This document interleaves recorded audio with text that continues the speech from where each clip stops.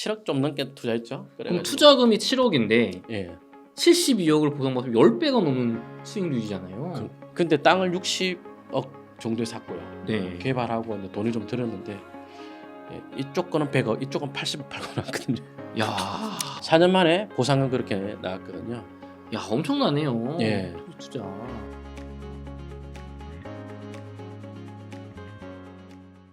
좋습니다, 대표님. 그러면 한번 이제 투자 사례로 조금 더 이제 한번 들어가 볼게요. 알겠습니다. 이제 이론적인 부장이 잘 된 것 같아요, 저희가.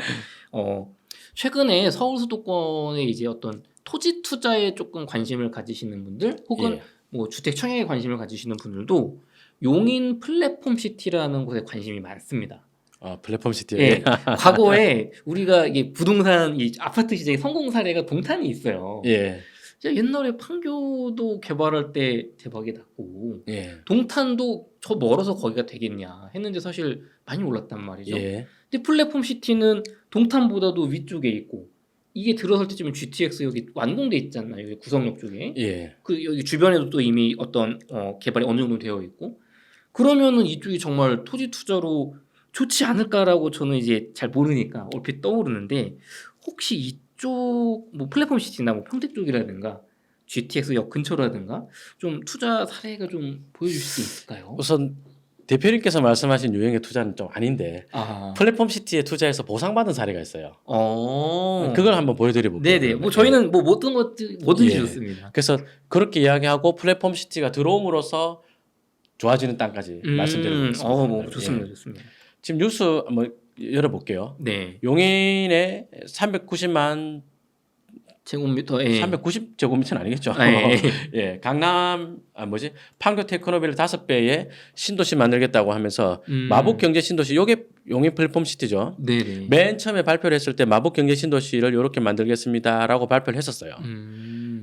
예, 근데 이제 요때 여기 어디냐면 여기 GTX 그 용인역 자리죠. 네네, 그렇죠. 예. 그 여기가 그 옛날부터 개발 제한 구역이 있고 언젠가는 여기 개발하지 않겠냐라는 이제 기대를 갖고 있던 지역 중에 하나였습니다. 근데 여기를 이제 이렇게 발표를 했죠. 용인시가 이제 요 발표한 시점이 2018년 4월 9일입니다. 2018년 4월 9일 날 이렇게 발표했는데 자, 대표님이 보시기에도 여기 아파트 분양한다. 분양 잘 될까요? 잘 될 것 같은데요. 잘 될 것 같죠. 네. 자, 그러면 지금 사업 시행자가 없다 하더라도 나중에 경기도시공사나 네. 용인도시공사나 또는 LH나 이런 데서 내가 사업할게 하고 나올 것 같아요.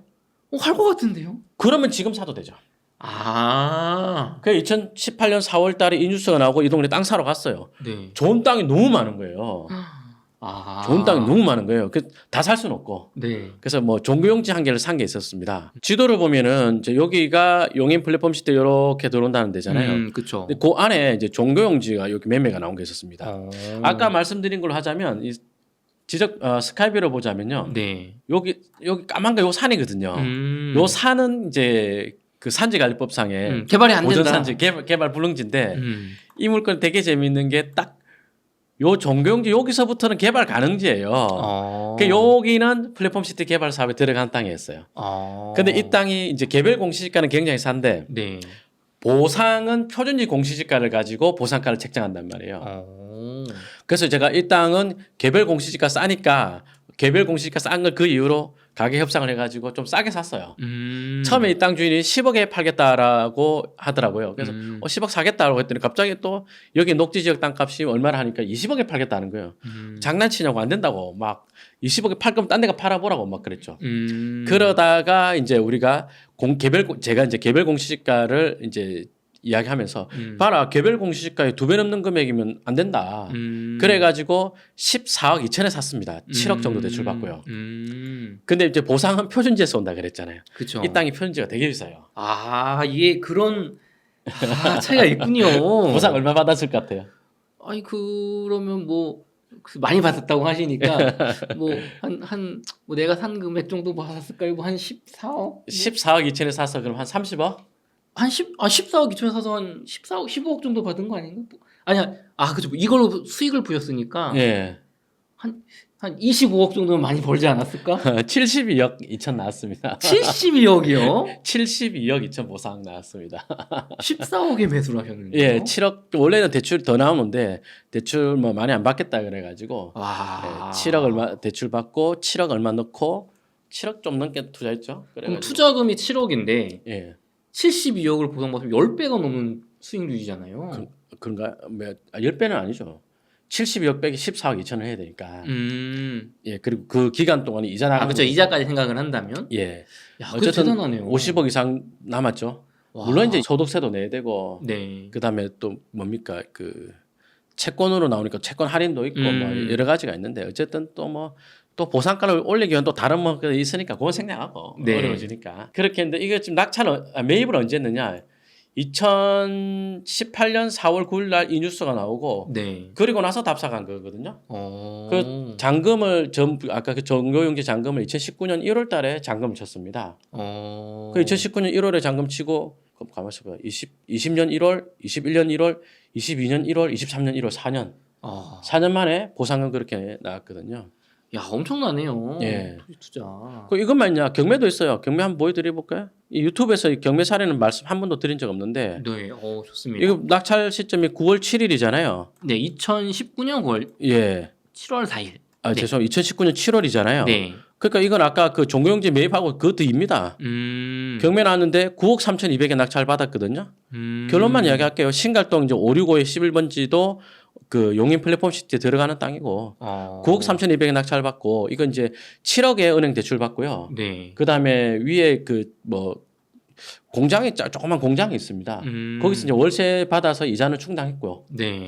이번에 보상 나는데 이거 16억 7천 나왔습니다. 야. 거의 2억 얼마 넣었잖아요, 자기도. 그쵸, 2억 한 5천 들어갔는데 이자는 뭐 월세 받아서 충당했고.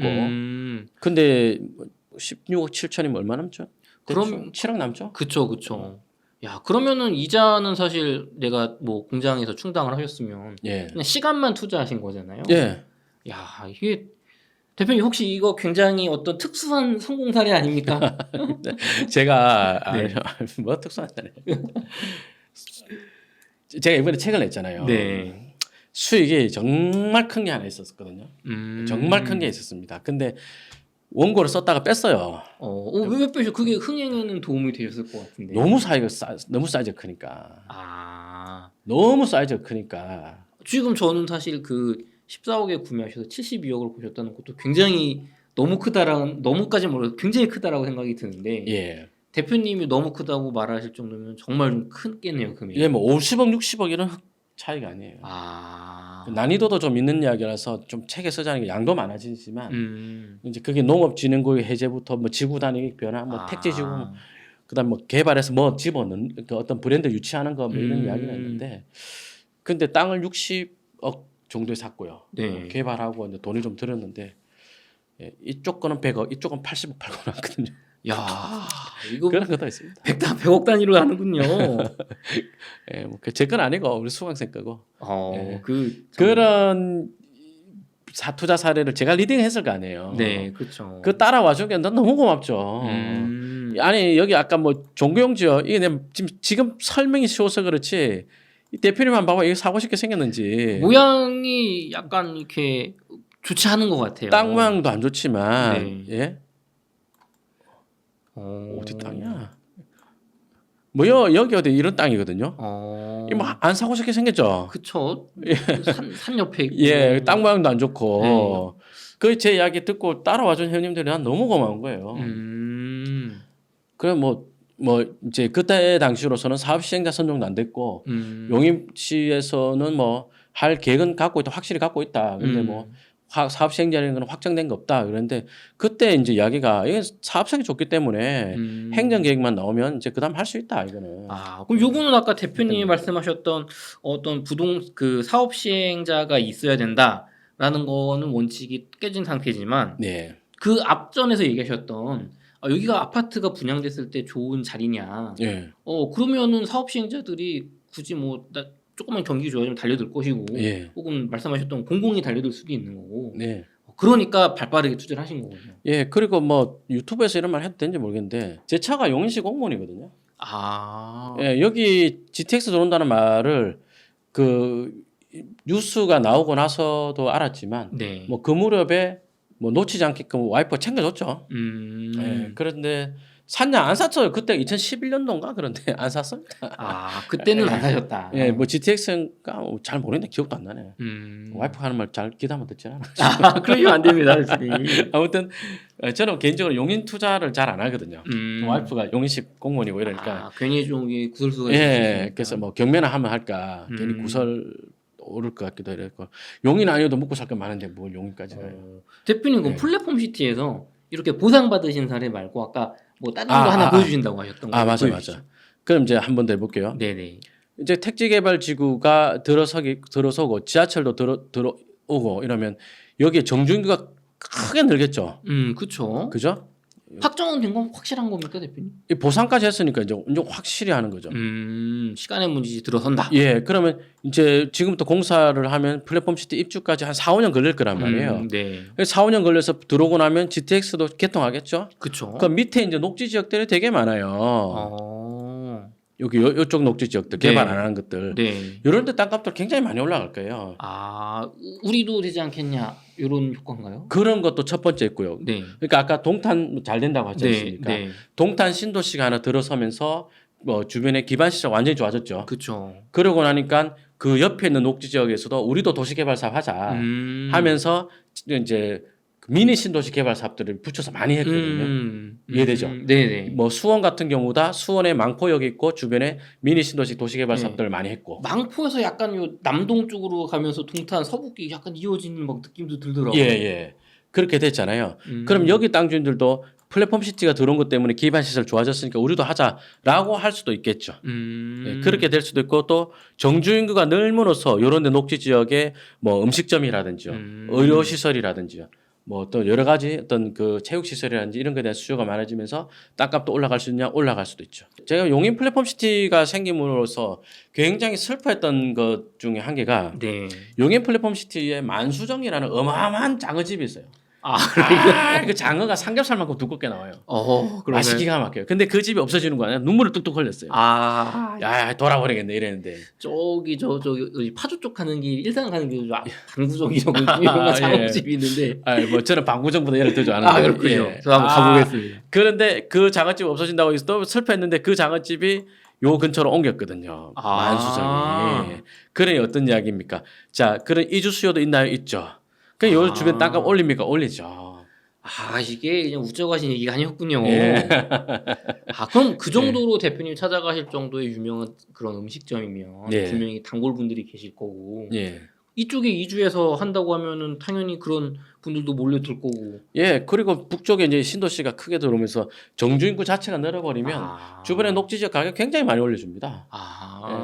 그럼 혹시 그 많이 올라간다는 게 제가 잘 몰라서 그러는데 조금 혹시 그냥 뭐 좀 범위가 넓어도 좋으니까 어느 정도가 조금 올라가는지 이야기 해볼까요? 네. 로드뷰 보면서 실제 사례 갖고 한번 해볼게요. 좋습니다, 대표님. 여기 볼게요.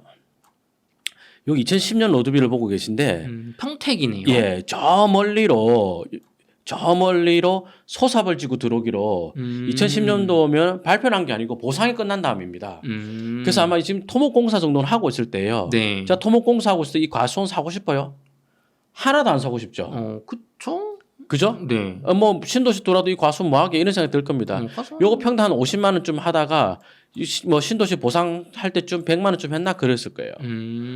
그 정도 했는데 50 하던 게 땅 100 하니까 많이 올랐다 이런 생각도 들고. 그렇죠. 두 배가 됐네요. 그랬는데 시간이 지나 보니까 이제 신도시가 좀 제법 들어섰죠. 그러네요. 자, 그럼 이 도로가 그 전에 과수원사에 있는 도로밖에 안 되잖아요. 그렇죠. 그럼 이 도로 확장 계획도 있지 않을까요?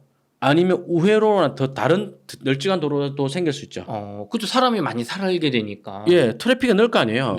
트래픽 느는 걸 대비하는 게 두 가지 종류인데 이 도로를 넓히거나 아니면 이 도로를 대체 도로를 만드는 거죠. 대체 도로를 만들 때는 이런 데 땅이 좋지는 않죠.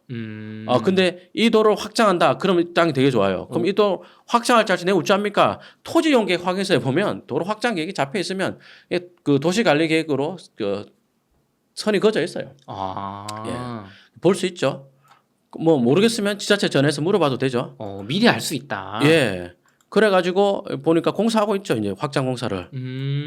그죠? 그리고 나서 이제 유럽 보니까 확장하고 와, 뭐 엄청 넓어졌네요. 많이 좋아졌죠. 그리고 옆에 과수원이 없어진 것 같은데요? 예, 없어졌습니다. 갑자기 뭐가 많이 생겼어요, 대표님.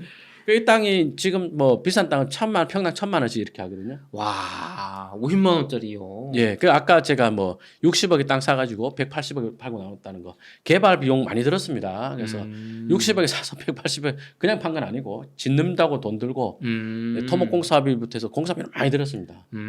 예, 그런데 거기도 요 신도시하고 사례 비슷한 겁니다. 아, 그러면 여기서 어떤 내가 이 땅을 가지고 어떤 여기 상가를 짓는다거나 이런 예. 건축 행위까지 해서 예. 조금 더 가치를 끌어올린 다음에 판매를 한다면 또 수익이 올라갈 수도 있는 거겠네요. 그렇죠.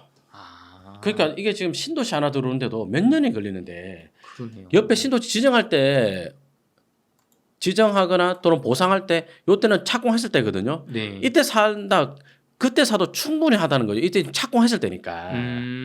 이때 사도 충분하는 거예요. 이때 사도 충분하냐? 아니 도로 공사 들어갔을 때 사도 된다니까요. 아, 공사를 들어갔을 때 사도 늦지 않는다. 예, 예, 그렇죠. 근데 이제 단 하나 주의해야 될 것은 만약에 대체 도로를 만든다. 네. 그럼 트래픽이 줄어요. 아, 그럴 수가 있겠네요. 예, 그래서 그건 알아봐야죠.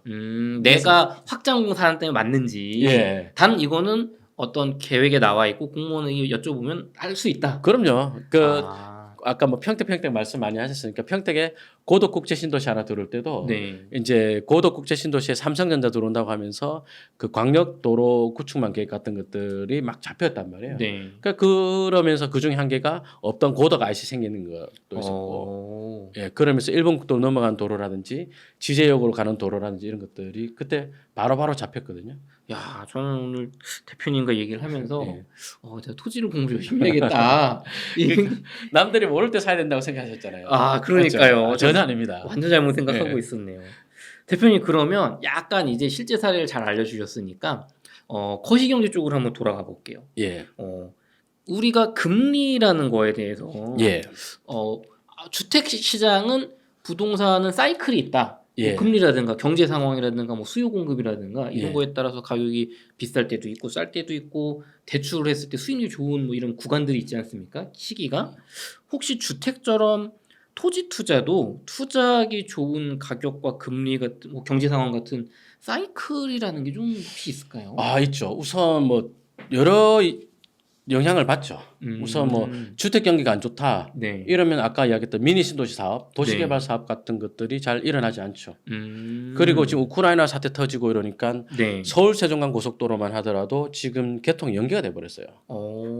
예, 자재 수급이나 공사비 이런 문제가 생기면서 아, 그게 그 정도 영향이 오는군요. 예, 그 서울 세종간 고속도로는 재정 방식 그 사업이어 가지고 네. 속도가 맨 처음에 발표했던 공정률에 맞춰서 딱딱딱딱 진행되다가 네. 우크라이나 전쟁 때문에 한번 밀리고 뭐 이런 것도 있었고 국가 돈으로 하는 거니까 너무 이렇게 비싼 원자재로 할 수가 없는. 그것도 있고 뭐 시공사랑 도급 계약한 금액이 있을 거 아니에요. 근데 시공사도 뭐 국제 뭐 이런 그 원자재 가격의 변동 이걸로는 못 짓는다. 예, 그 계약에 서에서 그런 게 다 있습니다. 예, 뭐 그런 것들 있고 하니까 이제 연기가 되는 것들도 있겠죠. 네. 그죠? 뭐 그런 것들도 있고 또 뭐 금리가 근데 아파트만큼 많이 받지는 않아요. 예. 그러니까 뭐 금리는 어쨌든 토지 전체 가격을 떨어뜨리는 요인이 되는 건데 네. 호재가 있다. 예를 들어서 금리가 높아가지고 토지 가격을 떨어뜨리는 요인이 될 수도 있지만 호재가 있어가지고 올리는 요인도 있을 수 있잖아요. 네. 뭐 아까 이야기했습니다만 평택 브레인시티에 농업진흥국이 해제가 된다. 그러면 그 땅값을 이렇게 많이 올리는 요인이 되는데 금리 때문에 요 정도 올라간다. 이렇게 되겠죠. 금리가 내리는 어떤 요인보다 예. 호재의 힘이 훨씬 강하다면은 사실 그 영향은 상대적으로 적을 수 있다. 그럼요. 그런 땅들이 많고 사실 지금은 땅을 팔기보다는 살 때거든요. 예. 저는 뭐 투자를 업으로 굉장히 긴 시간 했던 사람이고 네. 예, 잘 다닌 회사도 투자 잘 돼서 그때 치운 사람. 그런 사람이니까. 근데 이제 지금이 땅 사기가 굉장히 편하네. 예. 굉장히 좋다라는 의미는 미래에 뭐 3, 4년 뒤에 아까 말씀해 주신 것처럼 어떤 상승을 그때는 좋은 시기가 올 수 있다라는 것도 있지만 구매하기도 그럼 좋은 시기라고 볼 수 있는 그렇죠. 건가요? 그러니까 제가 뭐 어제 한 말입니다. 어제 네. 경기도 모처에 답사를 갔다 왔는데 네. 계획관리지역 공장을 보고 한 말이 이 땅이 평당 200 200만 원 중반대였어요. 근데 그 지역에 호재가 큰 호재가 2개가 있어요. 굉장히 큰 호재가 2개가 있는데 그 호재대로 되면 네. 한 2년 안에 호재 1개가 실어야 되고 예, 한 3년 뒤는 두 번째 더 큰 호재가 스타트할 거란 말이에요. 야 그때 되면 이거 500은 안 하겠냐 3년 지나면 500은 안 하겠냐 500이면은 얼마야 그죠 10억에 샀다 네. 20억 하는 거예요 3년 지나면 10억에 살 때 대출 끼고 사고 그때 그 공장이니까 임대 창고나 공장으로 임대를 주면 월세 얼마나도 받을 수 있단 말이에요. 그렇죠. 그래서 이자를 좀 감당을 하고 있다가 보면 뭐 2배는 늦거나게 갈 것 같은데 아마 또 이렇게 말하면 악플 달릴 거예요. 그러면 나중에 또 어떤 것 같다고 나중에 뭐 나중에 제가 알려드리면 3년 뒤에 꼭 대표님을 검증하면 모시고 되지. 검증을 이거는 정말로 진심으로 하도록 하겠습니다. 얼마가 됐는지 10억짜리야. 근데 또 뭐 악플 달리면 합니다. 부동산 강사들이 네. 이 방송 나와서 얼마나 약을 많이 팔았습니까? 맞잖아요. 그렇죠. 되지도 않는 거 막 된다고 막 용기를 심어주고, 그렇죠. 예, 자기 컨설팅할 목적으로 뭐 유인하기도 많이 하고. 토지 투자 쪽에서 막 공장 이런 거 어떤 물류 한참 코로나 때 어떤 약간 공장이나 물류 쪽이 좀 수요가 높았던 때가 있잖아요. 예, 그거를 이용해서 굉장히 많이 파셨어요. 예, 그래서 거기에 물려서 지금 큰 손해를 지금 막 다들 공실 나고 또 아니 애초에 입지가 안 됐던 거죠. 예, 그래서 그런 부작용이 있다 보니까 정말 토지 투자 쪽에서 좀 민감하게 반응하시는 것도 저는 조금은 이해가 됩니다. 예. 사실 또 제가 그 방송 나와가지고 토지 이야기 이런 거 하면 악플 엄청 많이 달리거든요. 요즘 뭐 토지 할 때냐 뭐 하냐 또 토지 강사들은 유독 사기꾼들이 많은 쪽이지 않습니까? 그죠? 아파트 강사님들을 보면 사람들이 다 보면 이 사람 착해요. 네. 사기꾼들 별로 없어요. 사기꾼이 해봤자 자기가 사놓고 그 동네 좋다고 띄우는 사람 그 정도밖에 없는데 토지 강사들은 수강생 돈을 컨설팅 목적으로 유치를 하죠. 나쁜 사람들 많죠. 그래서 뭐 저도 토지 이야기하는 사람인 이상 뭐 악플 달리고 욕 먹는 거 감수를 해야죠. 근데 또 어떤 게 나쁜 짓인가 아는 이상 또 하면 안 되고. 그렇죠. 이게 정직하게 하시면서 앞으로도 좋은 투자 성공 사례 예. 잘 보여주시면 좋겠습니다. 대표님은 마지막 질문입니다.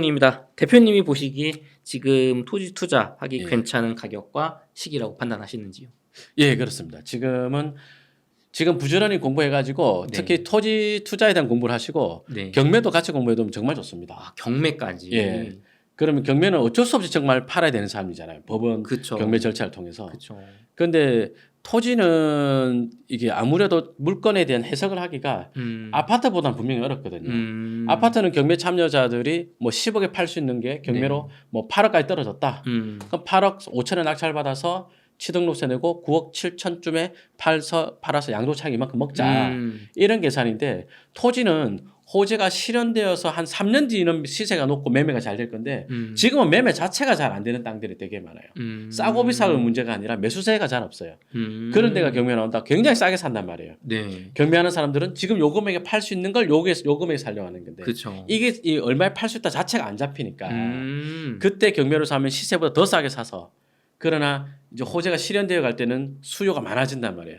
그때는 지금 시세보다 더 비싸게 파는 거예요. 지금 감정가보다 더 비싸게. 야, 예, 그런 땅들이 많죠. 그렇군요. 예. 그래서 지금은 이제 토지 공부하면 경매 공부 2달이면 어느 정도 기초는 할 수 있으니까 반드시 토지까지 해 두셔라라고 권하고 싶습니다. 저는 경매 강의하는 사람 아니고요. 경매 강의는 안 하시는군요. 예, 안 합니다. 예. 알겠습니다. 대표님 끝으로 저희 웅달 책방 시청자분들을 위해서 예. 하시고 싶은 말씀 있으시면 한마디 부탁드리겠습니다. 그 토지 투자가 어렵다면 굉장히 어렵습니다. 근데 한 1년 바짝 공부해 보십시오. 1년 동안 이론적인 공부도 하시고 그다음에 이 뉴스가 내 손에서 좀 놀아진다는 느낌이 들 때가 있을 거예요. 한 1년 걸릴 겁니다. 뉴스에 맞춰 가지고 여러 지역 답사도 많이 해 보시기 바랍니다. 그래서 뉴스에 따라서 땅값 변하는 것을 보시면 여러분 스스로 투자할 수 있게 될 건데 토지를 네. 내 혼자 힘으로 투자할 수 있게 된다. 그러면 정말 투자가 편합니다. 주택 경기가 나빠도 땅값은 오를 땅은 분명히 오른단 말이에요. 그 경험을 나는 2010년 전후에 분명히 많이 했잖아요. 그렇죠. 예, 그렇기 때문에 정말 자신 있고 그래서 저는 지금 같은 이런 주택 불경기가 너무너무 반갑습니다. 예. 세상에서 가장 기분 좋은 건 내가 돈을 잘 벌 때고요. 더 기분 좋은 건 나만 돈 잘 벌 때입니다. 토지를 하면 되게 됩니다. 네, 예, 네, 예. 죄송합니다. 제가 인성이 이렇습니다. 아닙니다. 이게 뭐 좀 투자적인 관점에서 얘기를 예. 해주는 거고 다른 분들이 힘들길 바라는 얘기는 아니니까요. 예. 그래서 주택 경기에 휘둘리지 않는 투자 하실 거면 한 1년, 길어도 2년 정도 바짝 해보십시오. 1년 하면은 딱 보이기 시작합니다. 근데 그 전까지는 이거 해도 되는지 모르겠다. 토지는 나랑 안 맞겠다. 그런 생각이 들 거예요. 저도 그 시기에 있었습니다. 저도 그 시기에 있었습니다. 알겠습니다. 이렇게 해서 나는 집 대신 땅에 투자한다의 저자이신 김종률 대표님을 모시고 인터뷰를 나눠봤습니다. 긴 시간 동안 유익한 인사이트 나눠주셔서 감사합니다. 예. 대표님 수고하셨습니다. 고맙습니다.